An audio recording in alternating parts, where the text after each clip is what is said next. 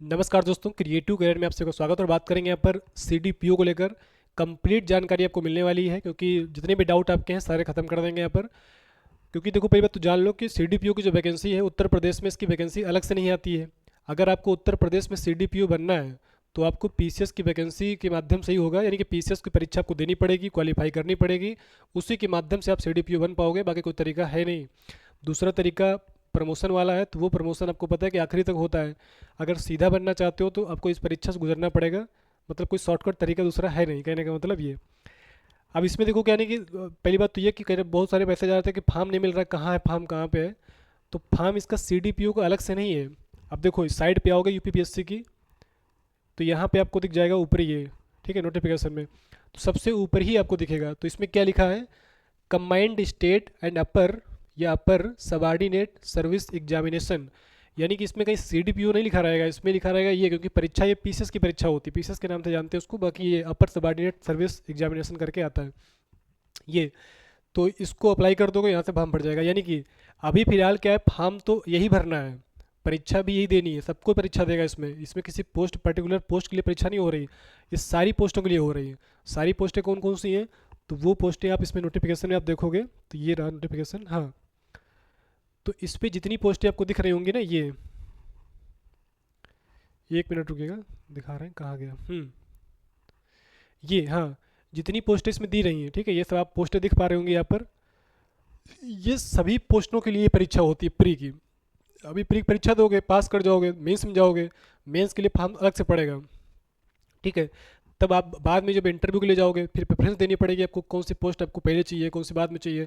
तो उसके हिसाब से आप दे सकते हो यहाँ पर। बाकी तो परीक्षा तो देखो, प्रोसेस तो वही है, परीक्षा सबको देनी पड़ती है। ऐसा कोई तरीका नहीं कि सीडीपीओ के लिए अलग से परीक्षा होगी, उसका ऐसा कुछ नहीं है, सबको परीक्षा ही देनी पड़ती है। इनमें सारी वैकेंसी के लिए परीक्षा वही होती है। अब देखो, चाहे वो आपका ये यहाँ की बात करें, डिप्टी एसपी से, डिप्टी कलेक्टर से लेके पुलिस उपाधीक्षक की बात करें, खंड विकास अधिकारी की बात करें, यही में आप देखोगे तो सारी वैकेंसी आपको दिख जाएंगी। यहीं पर आप, कुछ मैसेज आ रहे थे कि वैकेंसीज में दिख नहीं रही, कहीं पर देखो दिखा रहे हैं।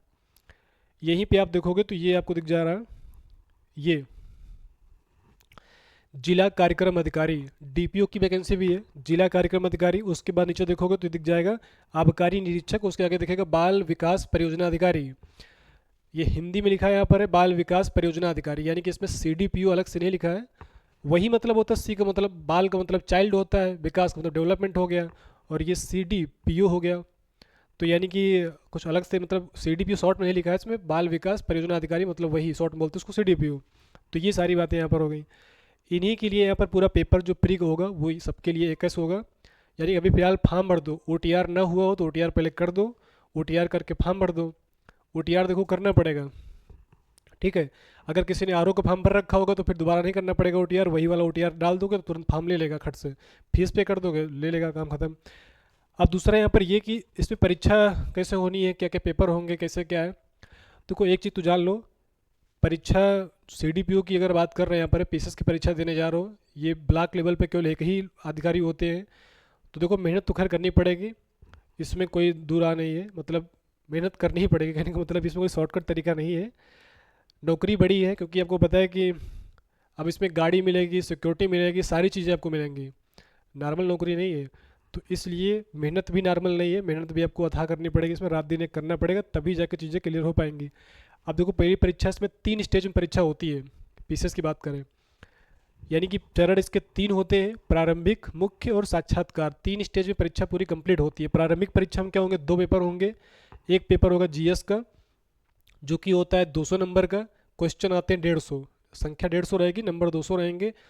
और ये पेपर होगा। दूसरा पेपर होता है सिसैट का, जैसे कि यूपीएससी में होता है वैसे सेम पैटर्न, वही पैटर्न से परीक्षा यहाँ पर भी होती है। मतलब इसमें भी बेसिक क्वेश्चन आते हैं, जैसे कि हिंदी का क्वेश्चन आएगा, रीजनिंग का आएगा, और थोड़ी इंग्लिश भी आएगी, थोड़ी मैथ भी आएगी। मतलब हल्के हल्के क्वेश्चन आते हैं, बहुत बड़े क्वेश्चन नहीं आएंगे। नॉर्मल देखा जाता है कि अंडरस्टैंडिंग, कि आप कुछ रीजनिंग जानते हो कि नहीं जानते हो, इंग्लिश के बारे में नरेशन वगैरह हो गया, एक्टिव पैसिव हो गया, छोटे छोटे क्वेश्चन जो है वन वर्ड वगैरह, ये हल्के मुल्के पता है कि नहीं पता है, तो वही बेसिक क्वेश्चन इसमें आते हैं। और ऐसा कुछ नहीं कि इसमें कोई नंबर लाने, क्योंकि इसके नंबर से कोई मेरिट नहीं बननी है, इसको केवल क्वालिफाइंग होता है, 33% नंबर लाने होते बस।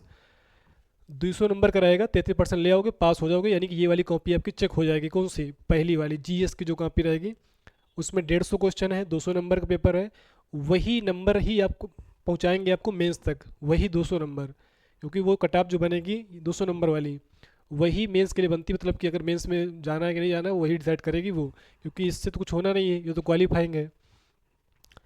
प्री में अगर आप जीएस पेपर निकाल ले गए तो आप आ जाओगे मेंस में। मेंस में होते पेपर देखो कितने, एक हिंदी का पेपर होगा 150 नंबर का, एक ऐसे का होता है निबंध का 150 नंबर का, तो 300 नंबर ये हो गए। जीएस के 4 पेपर होंगे, जीएस 1 2 3 4, 200 नंबर के होते हैं 4 पेपर, पूरे हो गए कितने, 4 दूना 8, यानी कि 800 नंबर का हो गया। 2 पेपर होंगे यूपी स्पेशल के, तो उसमें उत्तर प्रदेश के बारे में ही पूछा जाएगा, अलग अलग क्वेश्चन आएंगे सब उसमें। 200 नंबर के 2 पेपर, 400 नंबर हो गए, तो पूरे मिला के दोगे यहाँ पर तो हो जाएगा 1500। भाई 300 ये 1200 ये 12 3 1500 हो गए। 1500 नंबर का हो गया पूरा मेंस। ये लिखित होता है, छोटे छोटे क्वेश्चन आएंगे, लिखना पड़ेगा। साक्षात्कार की बात करें तो 100 नंबर का साक्षात्कार हो जाएगा, तो पूरा मिला के हो गया 1500, ये हो गया 1600। कट ऑफ जो बननी फाइनल आपकी इन्हीं नंबर से बननी है दोनों से, प्री का नंबर नहीं जुड़ेगा आगे, वो वहीं तक का रोल था, वो मेंस तक पहुंचाने भर का था बस, उसका रोल वहाँ से ख़त्म। अब यहाँ पे आ गए। अब देखो होता क्या है ना कि सीडीपीओ में क्या होता है, अब जैसे कि यहाँ पर क्या है कि मतलब इसमें जो पोस्टें ऐसी कुछ पोस्ट है, उसमें से एसडीएम की पोस्ट है, डिप्टी एसपी वगैरह पोस्ट है, तो उसमें सारे लोग अप्लाई, मतलब सारे लोग क्वालिफाई करते हैं उसके लिए, तो उसकी कट ऑफ ज़्यादा जाती है। सीडीपीओ की कट ऑफ थोड़ी कम जाती है, क्योंकि क्या है ना कि इसके लिए सब्जेक्ट मांगा जाता है ये, तो जिनके पास सोशियोलॉजी है या होम साइंस वही लोग एलिजिबल होंगे, बाकी सारे एलिजिबल होंगे नहीं इसमें, तो इसकी थोड़ी कट ऑफ जरूर कम रहती है। बाकी प्रोसेस सबका वही है, मतलब गुजरना पड़ेगा पूरे से ही, मतलब ऊपर से लेके नीचे तक आना पड़ेगा, कहने का मतलब ये। अब देखो यहाँ पर ये पता लग गया। दूसरा यहाँ पर ये कि सब्जेक्ट इसमें अगर बात करें यहाँ पर तो ये भी दिखाई देते लगे यार, 1 मिनट रुकिएगा।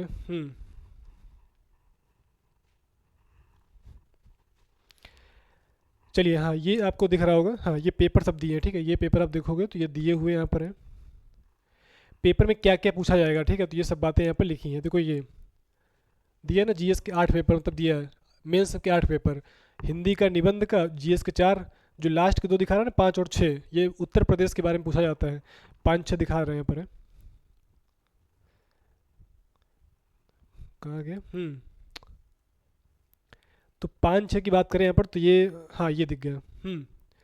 तो इसमें आप देखोगे तो ये पेपर नंबर 5 होगा ये, हाँ इतिहास, उत्तर प्रदेश का इतिहास हो गया, उत्तर प्रदेश की राज्य व्यवस्था है, मुख्यमंत्री है, मंत्रिपरिषद है, विधान परिषद हो गया, ये सारे मतलब उत्तर प्रदेश के बारे में ही इसमें रहेगा। कुछ चीज़ें इसमें, कुछ चीज़ें 6 पेपर में, 6 नंबर वाले पे हैं इसमें। इसमें आप देखोगे तो उत्तर प्रदेश का आर्थिक परिदृश्य, यानी जो अर्थव्यवस्था यहाँ की है, यानी कि जो उसका बजट का मुख्य विशेषताएं हैं, ढांचा है, ये सब चीज़ें देखी जाएंगी। उसके बाद में यहाँ का जो पर्यावरण है, भूगोल है, उद्यान, राष्ट्रीय उद्यान, वन्य जीव अभ्यारण्य वगैरह हैं, इन सब के बारे में क्वेश्चन यहाँ से आएंगे। तो ये हो गया पूरा, ये इतना ही सारा कुछ है, मतलब कहने का ये। तो को क्या है कि मेहनत करनी पड़ेगी, ठीक है, इसमें दूर नहीं है कि भाई परीक्षा बड़ी है, नौकरी बड़ी है, क्योंकि आपको पता है कि इसमें सब 5400 पे स्केल तक की जॉब है, 5400, समझ रहे हो ना, ये 1 1 लाख से ऊपर सैलरी बनेंगी। तो इसलिए क्या होगा कि फिर आपको क्या बोलते हैं, मेहनत भी उसी हिसाब से करनी पड़ेगी। जब 5 लोगों के पेमेंट एक साथ मिलेगी तो 5 लोग की मेहनत भी करनी पड़ेगी, क्योंकि भाई वैसे नॉर्मल आपको पता है 2000 पे स्केल की जॉब होती है, ये क्या 5400 तक की जॉब है, तो स्केल अगर इतनी ज़्यादा है तो इसका मतलब सैलरी जब डबल ट्रिपल चौबल बनेगी 4 गुना, तो उसी हिसाब से 4 गुना मेहनत भी करनी पड़ेगी। तो इतनी सारी चीज़ें यहाँ पर हैं। बाकी किसी प्रकार से कोई प्रश्न किसी को हो तो बताइएगा। बाकी फॉर्म देखो सब लोग भर सकते हो, फॉर्म में कोई दिक्कत नहीं यहाँ पर है, ठीक है। आप OTR कर दो, फॉर्म भर दो, प्री परीक्षा दे लोगे सब लोग, कोई दिक्कत नहीं है, प्री दो, अगर प्री क्वालिफाई कर गया तो मेंस पे जाओगे, तो मेंस के बाद फिर चीज़ें बदलती हैं, ठीक है। बाकी किसी प्रकार कोई प्रश्न रहे तो बताना, बताएंगे इसके बारे में। बाकी इतनी सारी बातें हैं, पता लग गया, पोस्ट इसमें दी है, CDPO को दिख गई पोस्ट भी, तो कोई डाउट होगा नहीं। किसी प्रकार से कोई डाउट हो कमेंट करिएगा, चैनल से जुड़े रहिएगा, सब्सक्राइब करिएगा, लाइक करिएगा। Thanks for watching.